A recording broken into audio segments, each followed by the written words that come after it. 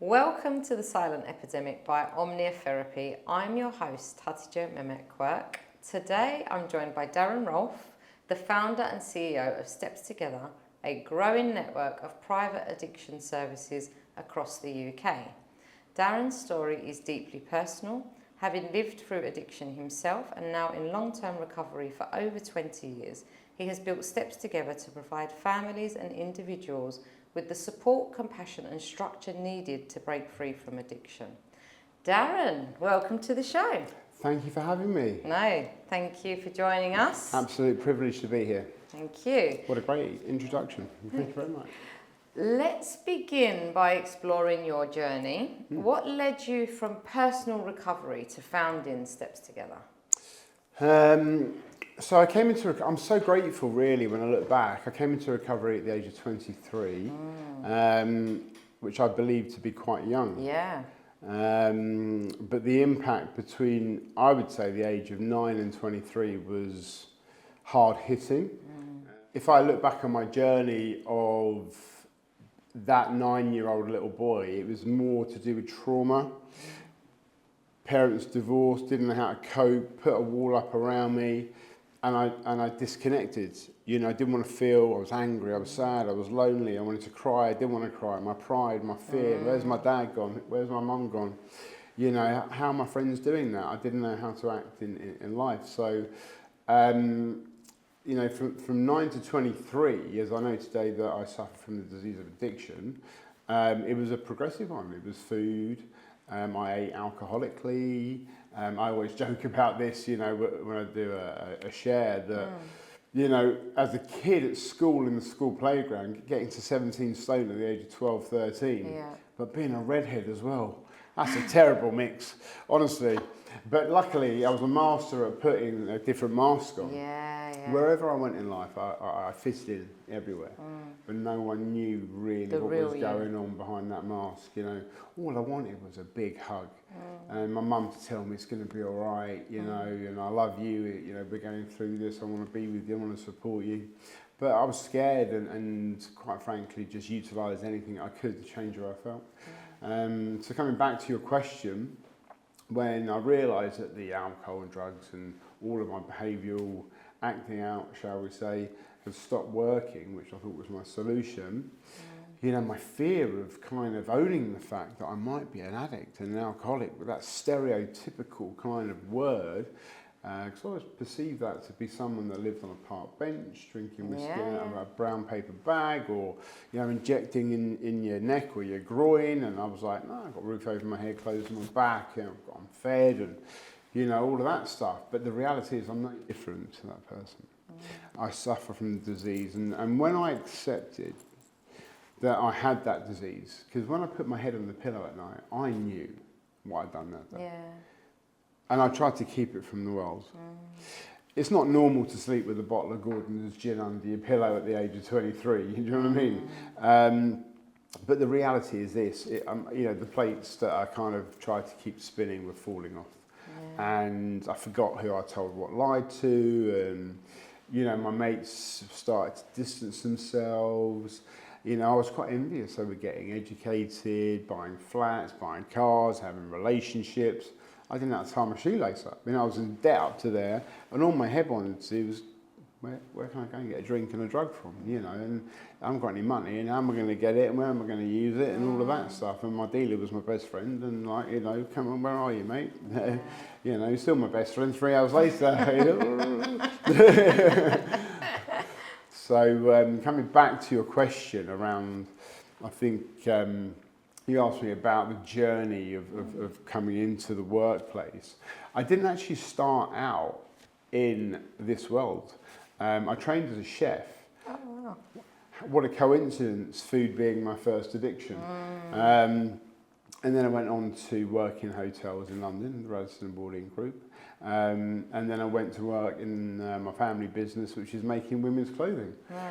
Bit of a diversity, but in those 5.5 years, 3.5 of them, or 4.5 of them were basically travelling around the world. So I lived in Lithuania for a year, Russia for a year, Ukraine, you know, looking at the factories. It was very interesting. Were you in recovery at that point? No. No. Right. but I had no eyes on me. Yeah. So I'm in the middle of Lithuania, never even heard of it in my life. But within an hour I found a dealer, obviously. Very resourceful addiction, yeah.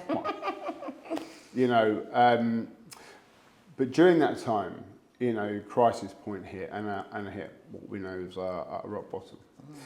I had enough. The drugs stopped working. And one day I just thought I was going to die on my mum's sofa. Couldn't breathe, sweating profusely, my heart bounced out of my chest, paranoid out of my mind. You know, debts everywhere, friends have gone, you got to stop, you know, all of this stuff. And I justified anything in my head, but the reality was I actually thought that they're just going to find me lying on my mum's sofa, which would have been horrific. And I thought, I want to change. So for the first time I asked for help, and I was privileged enough to go into treatment. And I know some people aren't privileged enough to go into treatment, and I needed that intervention. I had to be removed. I had to be removed from society.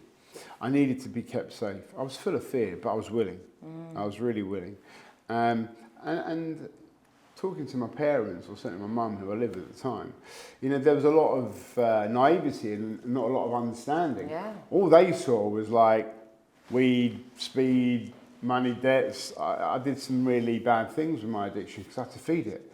You know, I stole and pawned and this and that, whatever it took, which is very painful when you're sober to look at, but it's part of the healing process, actually. And, you know, one of my goals in recovery, I made a decision to come out of the family business, went into recruitment in fashion for 3 years. I loved it because I understood the business. And then an opportunity arose to run a treatment centre, and I jumped at it. I literally, that was it in 2006, and started my training, did my level 5 in health and social care, my counselling skills, level 2 and 3, and then met my wife in 2002, we got married in 2005, and worked for 2 other companies for 12 and a half years. Just a quick break from today's episode. Have you ever felt like the kind of support you need just doesn't exist? Maybe you need help outside of normal hours. Maybe you don't even know where to start. That's why Omnia Neurodiscovery exists. We offer specialised, flexible mental health support, including intensive evening and weekend packages for people who need something different. If that sounds like what you've been looking for, don't wait. Tap the link in the show notes or visit omniahealthgroup.com to find out how we can help. And things have changed in the industry. You know, it used to be regulatory bodies like C-Sky, now CQC, and the model I started in is like a quasi-model. So I learned the good, the bad, the ugly. Then I had this concept of what I wanted to achieve as a treatment centre. And I'm thinking, I live in London. How am I going to afford a property in London? I mean, I've got like, you know, not a lot of pennies to my name. So my higher power sent me all the way up to Nottingham. And I mean, we speak about higher power moments. That scared me when I went into treatment, because there's a 12-step program, mentions higher power and God, and I'm like, it's not for me, But I think the concept is a spiritual disease that I suffer from. It's a threefold illness. Everything I used externally was to change how I felt, because I felt uncomfortable. I was angry, so resentful, you know, towards my caregivers, who turned a very loving, caring home. I have a younger sister, a younger brother, and my dad got remarried, so another younger half brother. And I was ending up like parenting a parent at the age of 10, you know, and I just didn't know how to live life. How can you? That big burden on your shoulders at that young age. Absolutely. And thankfully, I mean, when I look back, I had a friend around the corner who was an only child, and sadly he's lost both his parents. But I used to go to his house, and you know, you could smoke in his house, and you could pretty much do the boundaries of a little skew with as well. When we talk about it now, and I did a podcast to him actually. But actually, he was a great saviour for me, because I couldn't be around my family home. It was just too painful, you know. And I just thought, if I could just stop drinking and drugging and this and that, I'd be all right. Little did I know, that was the easy bit. Yeah. So coming back to 2017, where I saved up enough money, I found a care home in Nottinghamshire called Bank House. And quick story, we called it Heads Together. Right. Didn't realise at the same time that the royal family have just started a charity called Heads Together. Right. I thought, great, we can do some work together, there'll be plenty of synergy. They really need me in their life because I know how to tell the royal family how to run a charity. But before I hit the button on all the marketing materials, I thought, I better just phone them up just in case. Check, yeah. Within 30 seconds, I changed the name. They were like, no, Mr. Rolfe, I think you need to change your name. Yeah. So actually, I believe things happen for a reason. You didn't ask them to change their name, no? I tried. Oh, right. I thought my manipulation skills were good, but clearly not that good. So we went from Heads Together to Steps Together. Right. I think steps, having many connotations to it, it's a verb. It's moving forward. Yeah. A 12-step program, it's an action. And sometimes heads can be dangerous. Yeah. Well, especially together. Especially mine as well. So, August 2017, I mean, I hardly do this. When I look back, I mean, we're nearly coming up to 9 years old now. And my intentions were just to have a treatment centre. I wanted to help people, seeing the lights come on someone's eyes and being part of that and educating families. And, the difficult time for me was I left my wife and 3 children at home. And with all of that attachment stuff that I went through as a child, it was so triggering leaving home on a Monday and coming back on a Friday. And also, people living in a hotel. It's no fun for anyone. After the second week, I was like, but thank God for fellowship and support and connection and whatnot. But, I look back now and I actually can't believe where we're at. And I learned a lot from my granddad, actually, who started his career sweeping the floors in his factory at 15. And then he developed his business and did well in it. And he gave me some very key tips from a business point of view. So I didn't have an understanding of the value of money. Money to me meant drinking drugs, he said, keep everything in the business, don't take anything out, turn up when you're meant to turn up, don't be late, don't promise anything you can't deliver. I'm a very integral person. Morals and values are a very big part of my heart. And I truly believe our values, so we rebranded 4 years ago when we opened Rainford Hall, because of the diversity of the type of building and we've got 2 programs running out of it. It took a year. It was painful, but necessary. And actually, whether you go to Leicestershire, Nottinghamshire, Rainford, wherever, everyone speaks the same language. Yeah. I think that's so important. So important. The brand is so important. And, addiction is a relapsing illness, unfortunately, and people do relapse. And thank God more people stay clean and sober than don't. But it's also a killer illness. I've seen too many people die at such a young age. I mean, we've got an outpatient facility called George House, and we took it because it's next to Bank House. We needed some more space, and we didn't know what to call it. And we had a lovely young man in treatment. He was 27, and sadly, he was on his way down to another facility for secondary care and used and died. He was found. And I said, what should we call this building? And our caretaker, cleaner at the time, she said, why don't we name it after George? Aww. And I said, that's lovely. I'm going to phone his mum first. She just broke down in tears, just so grateful that we keep it. So he's on a wall. And just a quick break from today's episode. Let's talk about something that doesn't get enough attention: mental health at work.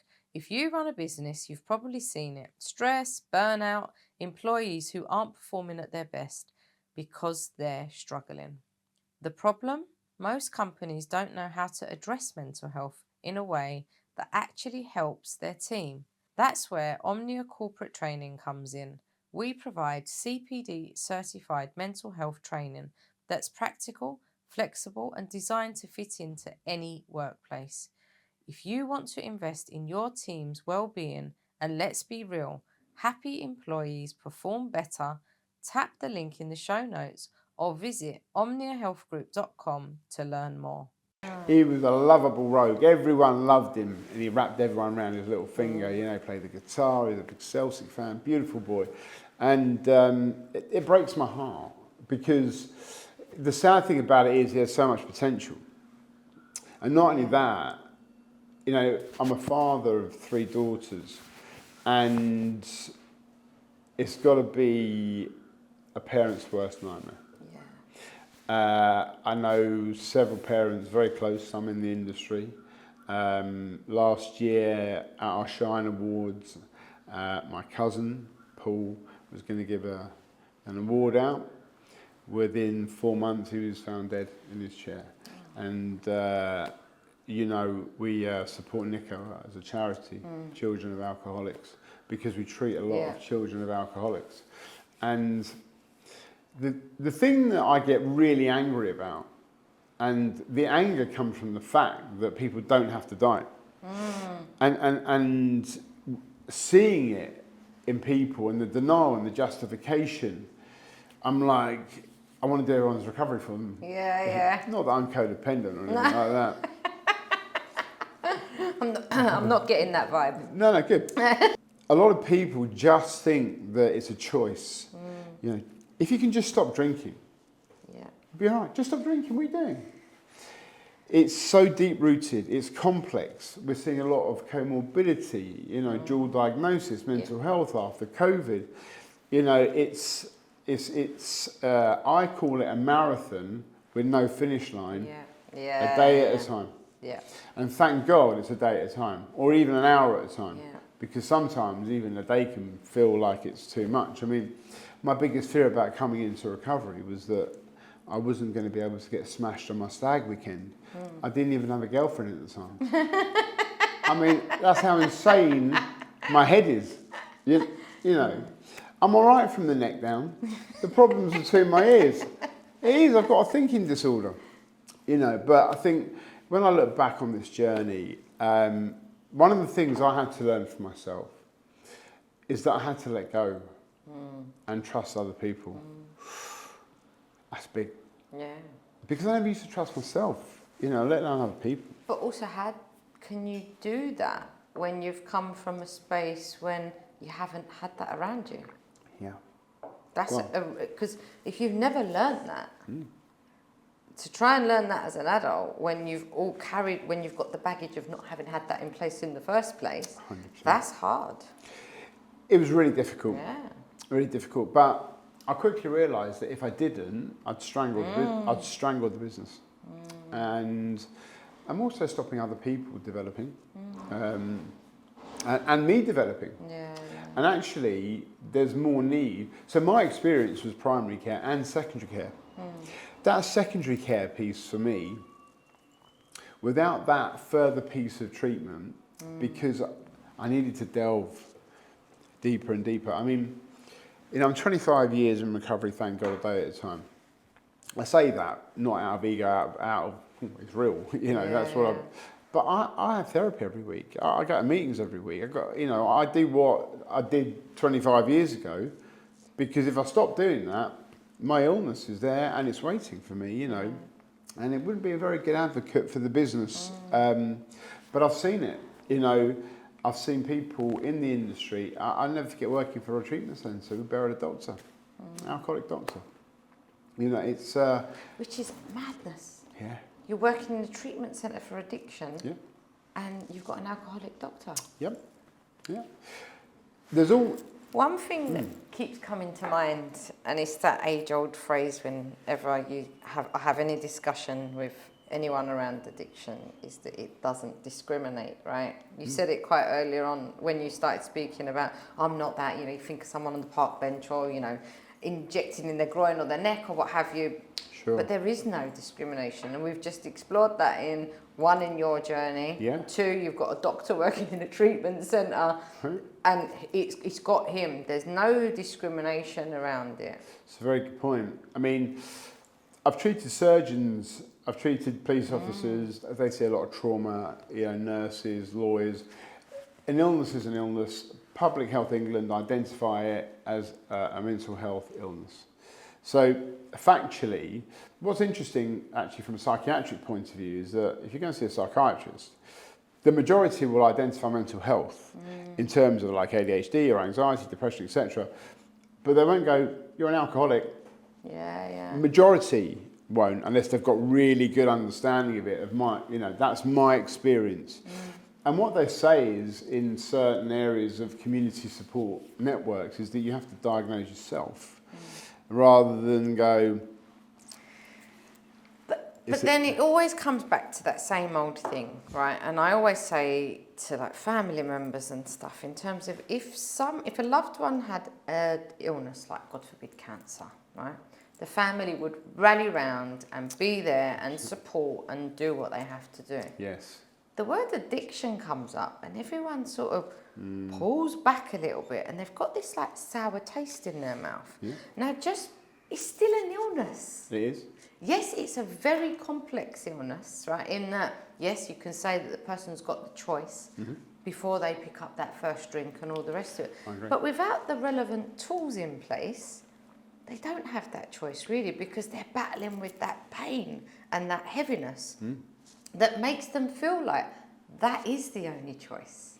Also, I think as well that you can't see addiction other than the behaviour. Yeah, because no one can really feel the pain. 100%. In a way, is the person even really feeling the pain while they're in the midst of whatever substance of their choice it is, because they're numbing it. Just a quick break from today's episode. If you've ever tried to get therapy, you know how frustrating it can be. You're finally ready to talk to someone, but you've been stuck on a waiting list for months. That's not how mental health support should work. Omnia Therapy makes getting help simple. You can book a session with a fully qualified professional in just 24 hours. No waiting, no contracts, just real support when you need it. And at £40 per session is actually affordable. If you're struggling, don't wait. Tap the link in the show notes or head to omniahealthgroup.com to book your session today. I mean, we were just talking coming onto the interview around educating families. Yeah. This year, it's going to be top 2 or 3. Yeah. We're going to go very big on educating families, healthy boundaries, what is addiction, people pleasing, enabling, all of that stuff.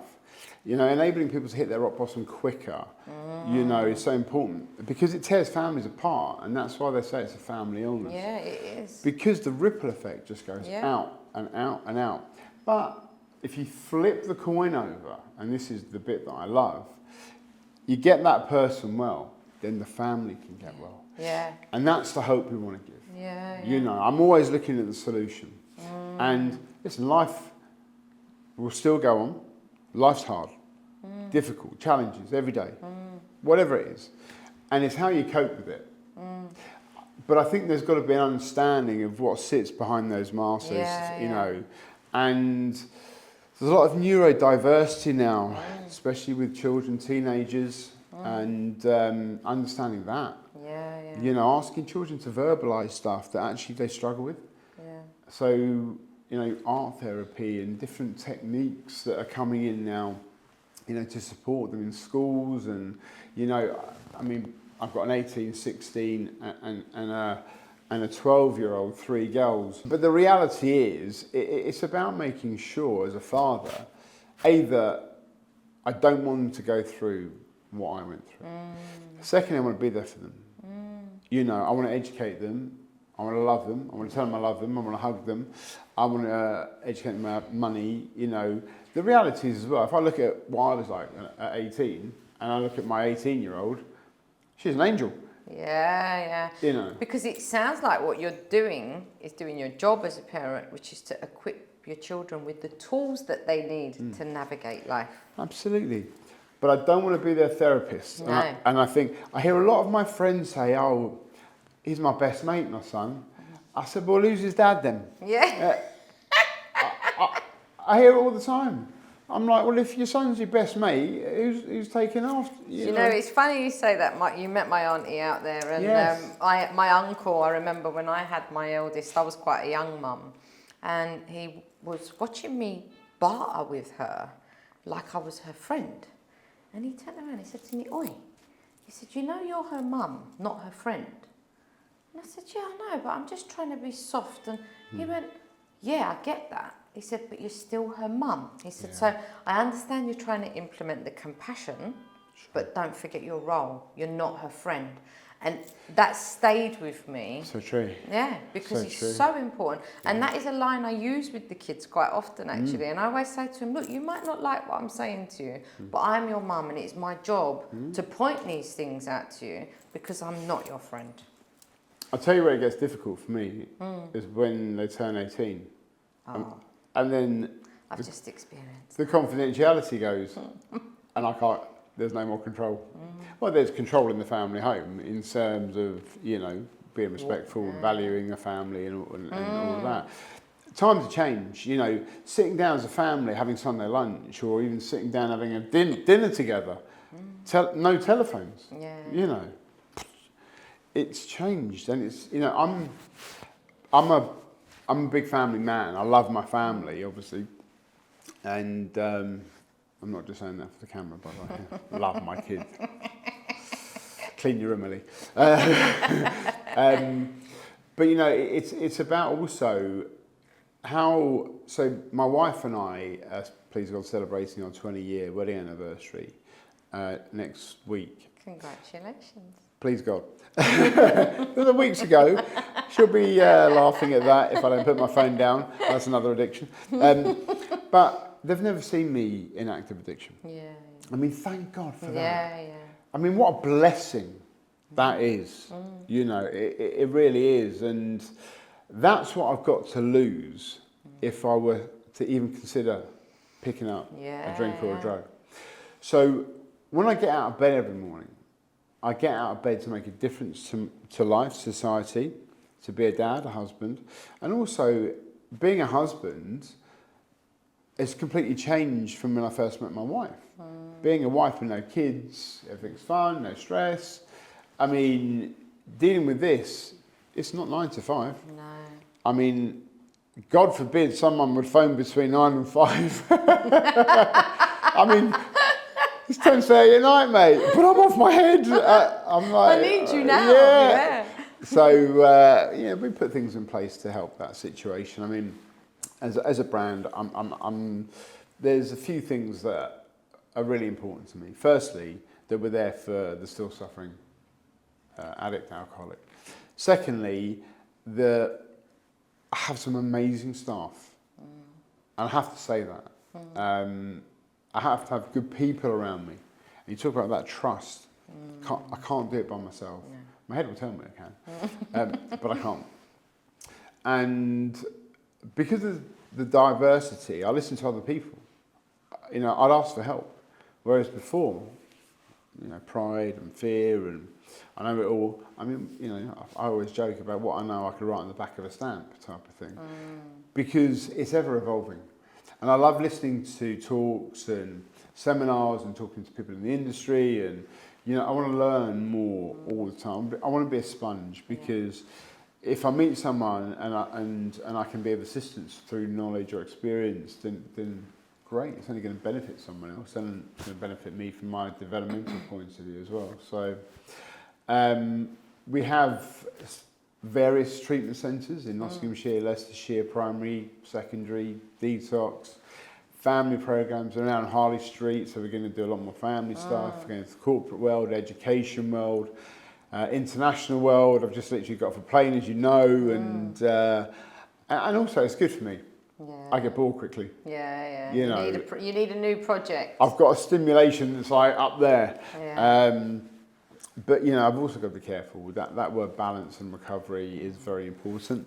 Don't know what it means yet, but I'll get there one day. Figuring it out as you go along, Absolutely.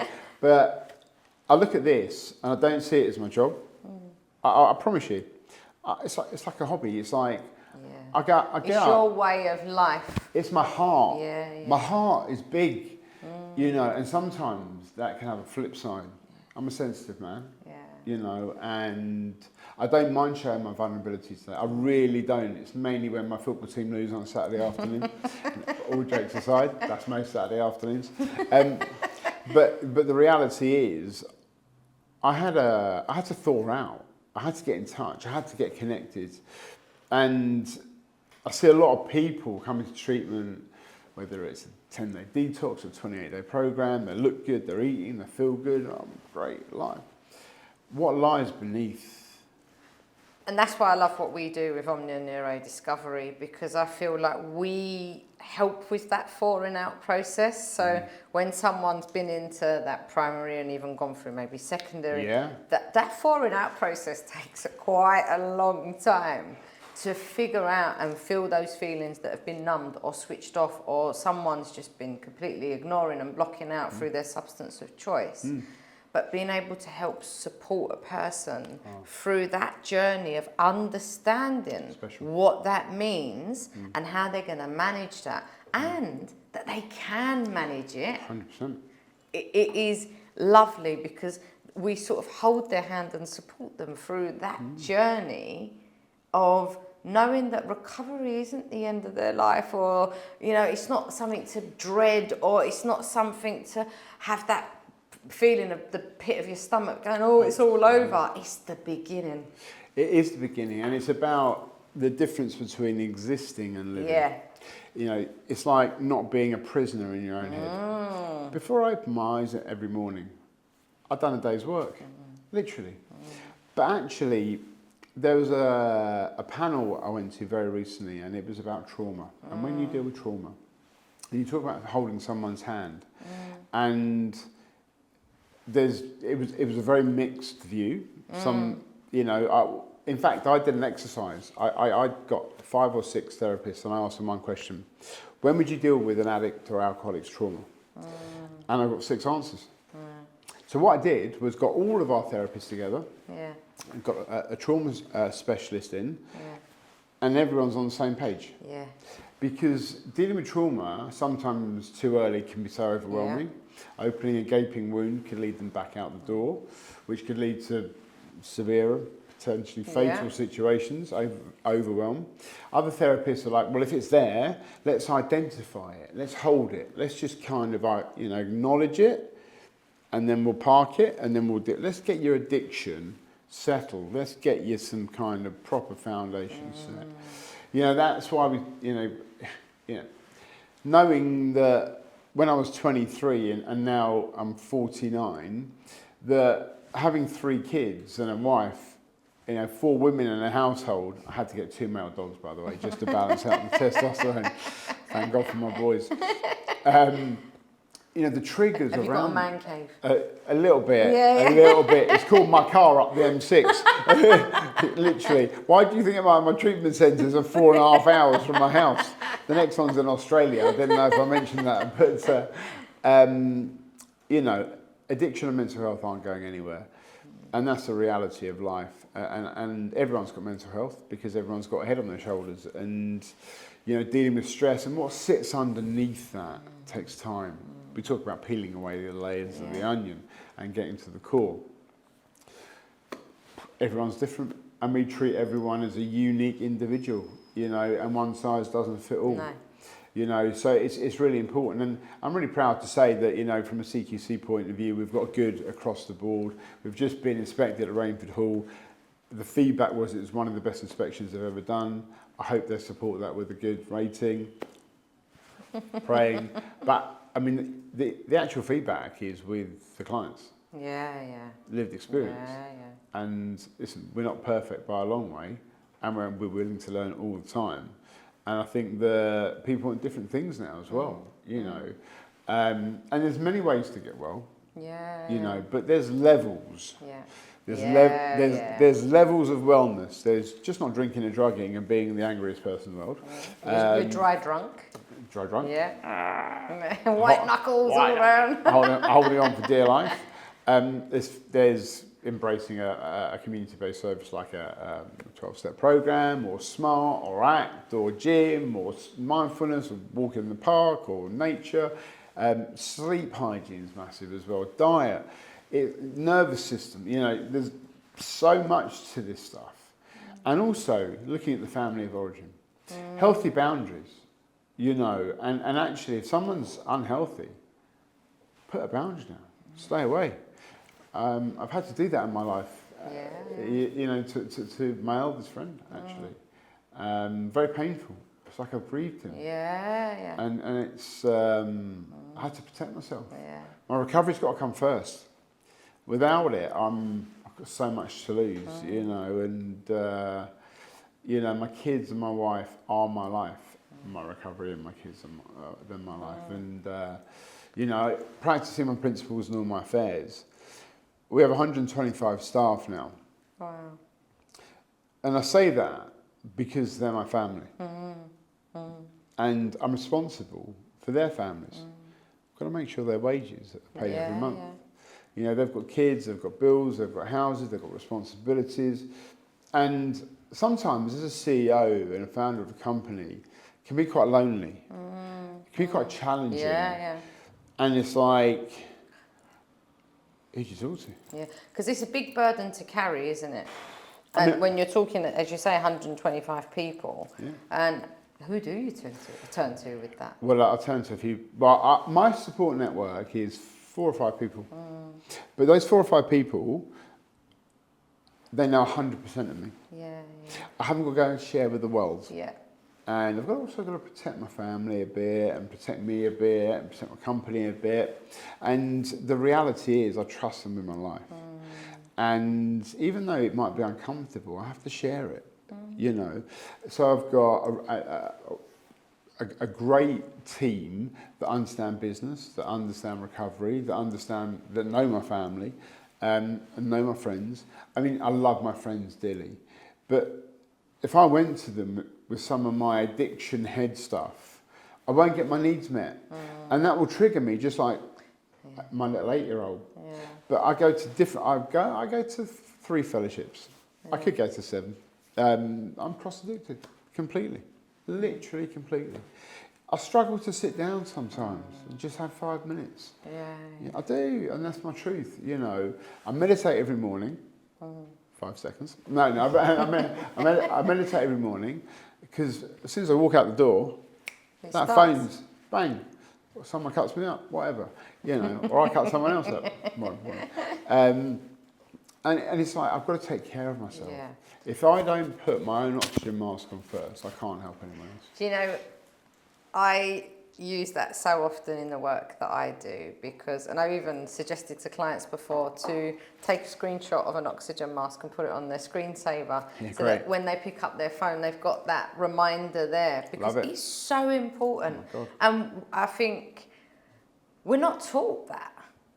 We're not taught that. Actually, you hear it, but you don't really believe it.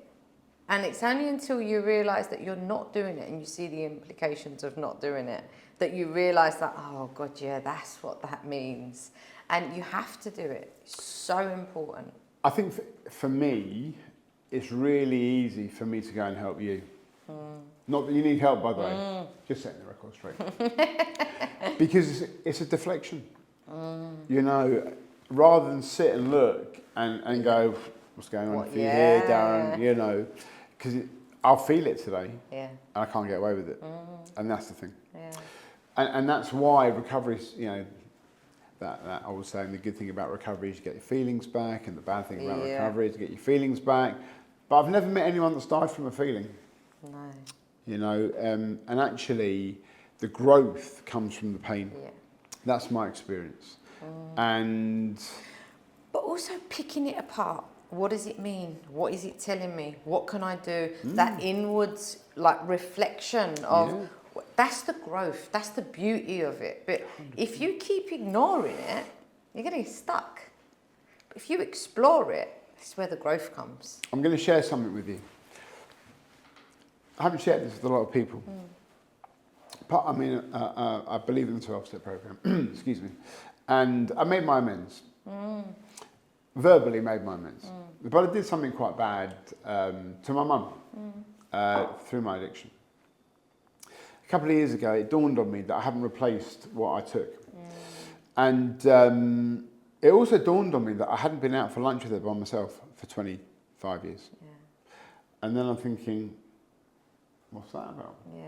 Well, it's sort of fear-based. Are my feelings going to get met? Am I going to be heard? You know, you're going to listen to me. You know, you're going to meet my needs. You're actually going to be there for me, yeah. So we went out for lunch and it was lovely. And I bought her what I took and I gave it to her. And it was like a bracelet, and it was an entwined relational piece. Yeah, yeah. And then I got the most profound text from her. And if I had my phone on me, I would read it. But actually, it reduced me to tears. Because what it did, my 8-year-old got heard. Yeah. My 8-year-old felt the love for the first time in 25 years. And I felt a spiritual shift in me like I've never felt before. You know, and that's the type of stuff that when we talk about going to any lengths or praying for the willingness to be willing, because I'm driven by 100 forms of fear. And I used to look in faith, different faith, an unhealthy one. I'm not a religious person, by the way, but I'm a spiritual one. You know, facing it's moved me. Because if you don't mind me saying, if you flip that, like if you'd have continued, even if you'd have stopped drinking and, you know, all of that stuff, if you hadn't, and you got to maybe a level of recovery, but you hadn't really continued to go inwards and reflect back and reflect back and reflect, you would have missed that opportunity 100%. To get that 8-year-old boy have his needs met. And you're able to identify that was your moment of... I've learned so much, and I'm learning more as I go along. I mean, when I met my 8-year-old for the first time, which was when I think my wife was pregnant with my second, I had 4.5 years of therapy, not one emotion. I did this particular piece of work around trauma, and I met my 8-year-old. I was literally on the floor in the fetal position, had to be broken. But I had to give back a lot of shame and anger and guilt to my family. You know, I saw things I really shouldn't have seen. I'm not blaming my parents. No. They did the best they could do. You know, I love my parents with all my heart. You know, warts and all. Can't choose your family, right? But I've got a wonderful family. I really have a big family. I've still got 3 grandparents alive. Wow. I mean, that's amazing. Yeah. And you know, I'm so lucky around that. But I think to myself, you know, this journey that I'm on, I've had to put some serious trust and let go of the outcome into things like this. Yeah. Even asking my wife to marry me. You know, because we live a day at a time, but this is for the rest of my life. And I'm a bit stupid. Yeah, how can I do a day at a time for the rest of my life? Yeah. I had to speak to 3 people in recovery. I'm like, how'd you work that out? Literally, you know, 2 and 2 come to 5 here. But that's how you work it out. And thank God we've had a touch wood, everyone's healthy. We sadly lost my father-in-law, which is tragic, terrible. But we've had a good relationship. She's my best friend. She's not in recovery. She leaves half a glass of wine. Weirdo. You know, she trusts me. We've had you know, there's no relationship is a straight line at all. You know, I know my faults. You know, and I'm not perfect. And neither is she. But I love her with all my heart. You know, she's the love of my life. And we've got 3 beautiful kids. And who would have thought that against someone that before they open my eyes first thing in the morning is, where's my dealer going to be in an hour's time?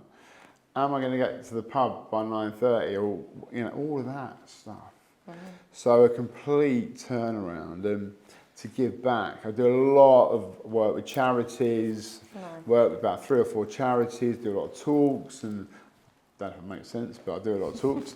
But I love people. Yeah. Connection's big for me. My wife hates it. So she goes, when we go out, she goes, will you start saying goodbye at 8 o'clock? Because by the time 11:30 comes, we might be able to go home. I'm a nightmare with timekeeping, by the way. I've got a bit of ADHD, so I squeeze everything in. She's waiting downstairs at 8 o'clock. At 7:58, I'll go and have a shower. You know? Honestly. But I am who I am, you know. Yeah. You know. I love my life. Good. And really you've worked really hard. I still work to hard. get to where you've got to get to, and what you've achieved and the people that you've touched. It's really good work. Bless you. And likewise, you know, working with good people, collaborating, partnerships, I'm all for that. I think it's so important. I can't help everyone. And I want to make sure that they go to a safe pair of hands and they're going to get taken care of. And that means a lot to me. It really does. And being down in London, I used to drive like 700 miles a week, you know, no more. I love the North and Midlands, don't get me wrong. But I had back operations 2 years ago because I was sat like that for ages. And I'm back playing football now. I love that and I've healed that. So, you know, we're down in London a bit more, but I like travelling, you know, and I like going to different areas. And one of the things in my recovery, I said I like eating nice food, I like staying in nice hotels, and that's my treat. Nice. That's it. Yeah. You know. So, Well, you work hard enough. You've worked hard enough, and if that's what you enjoy, and go for it. I do enjoy food, and I do enjoy Good. hotels. Nice.